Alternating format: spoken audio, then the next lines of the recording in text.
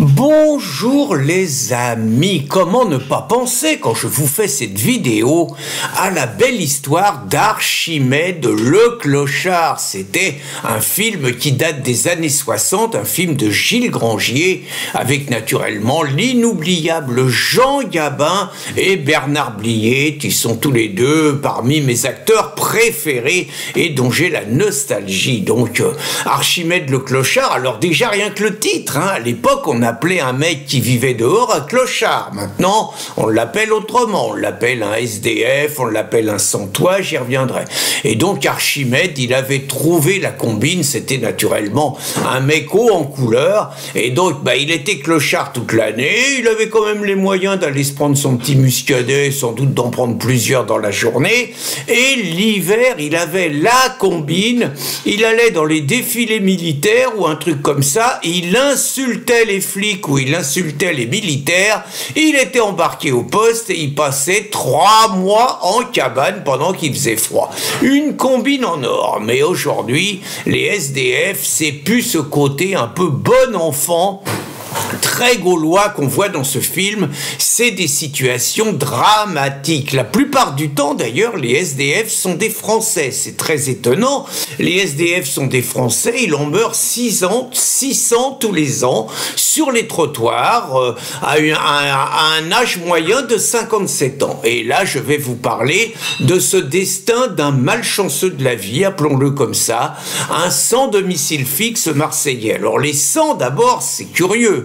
Avant on disait un clochard, maintenant on dit un SDF. C'est comme avant on disait un clandestin, maintenant on dit un sans-papier. Comme si le fait d'être sur le territoire français nécessitait forcément le droit d'avoir des papiers. Vous voyez, idéologiquement. Puis bon, avant on parlait de frontières, maintenant on parle de sans frontières. Vous voyez, comme si les frontières c'était des barrières, c'était la dictature, c'était les barrages, alors que les sans frontières, c'est tout le monde y va où il veut, quand il veut. Vous voyez, c'est quand même très idéologique tout ça.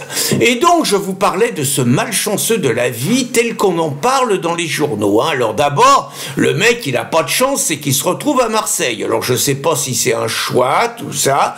On dit pas qu'il est français, mais statistiquement, un mec de 57 ans, ça m'étonnerait qu'à 57 ans, ça soit un migrant. Il a le profil classique du SDF français. Donc il tombe dans une ville, Marseille, qui est la ville où on se flingue le plus généreusement à coups de Kalachnikov près des points de deal. Bon, lui, apparemment, c'est pas ça.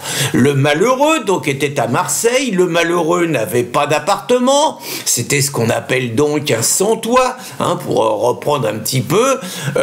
Je sais pas si c'est un choix de sa part, parce que ça existe, des gens qui veulent vivre dehors, mais il y en a quand même pas beaucoup. La plupart, ils préfèrent quand même avoir un toit. Et donc, lui, il n'en avait pas, pendant que les migrants, pendant que les clandestins, pendant que les envahisseurs, eux, sont logés par des associations immigrationnistes, payés avec nos sous. On va chercher avec SOS Méditerranée près des côtes libyennes, on les amène ici, et eux, il y a de la place pour eux, il n'y a pas de problème. Alors que pour nos SDF français de plus de 50 ans, c'est étonnant, le truc, plus de 50 ans, il n'y a pas de place. Donc lui, déjà, malchanceux de la vie, il est à Marseille, et malchanceux de la vie, il n'a pas de maison.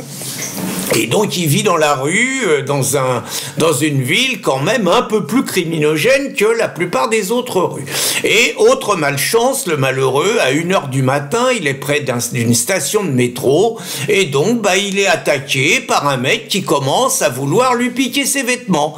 Il commence à vouloir lui piquer les vêtements, on le retrouve, il est pratiquement nu, il s'est sans doute un tout petit peu défendu, et le gars qui l'a agressé l'a massacré à coups de pied au visage, à coups de pied partout dans le corps, et lui a sauté, histoire d'assurer le coup quand même, lui a sauté à pieds joints sur la tête, ce qui est juste un petit apport multiculturel qui n'existait pas auparavant.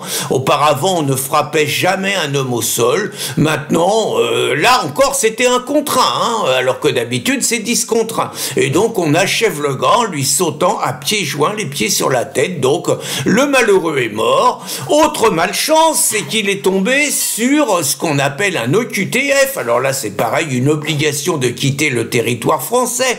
Avant, on appelait ça un clandestin. Maintenant, oh là, c'est pas pareil. Avant, on disait qu'il fallait l'expulser, mais expulser, c'est violent. Donc, c'est l'obligation de quitter. Mais attention, l'obligation, dans un pays normal, quand un mec, il doit quitter le pays, il est jeté dans un avion tout de suite, il dégage. Oh là, en France, la France de Macron, Darmanin et du Yeti, c'est pas ça. On lui dit, monsieur, vous êtes obligé de quitter le territoire français, donc je vous remercie de vous soumettre à cet ordre. Et puis le mec, il retourne dans la rue. Et naturellement, il n'est jamais expulsé.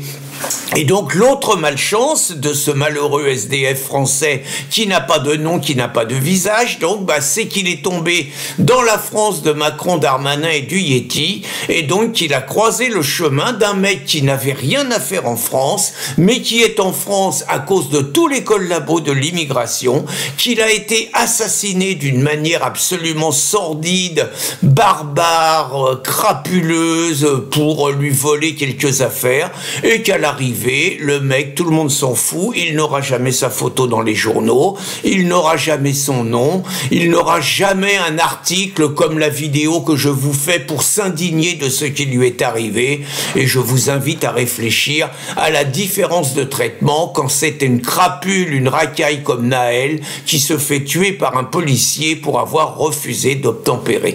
Voilà la France pourrie dans laquelle on évolue à cause des immigrationnistes, à cause de Macron, à cause de Mélenchon, à cause de Darmanin, à cause du Yeti, à cause de tous ces assassins. Bonne journée les amis.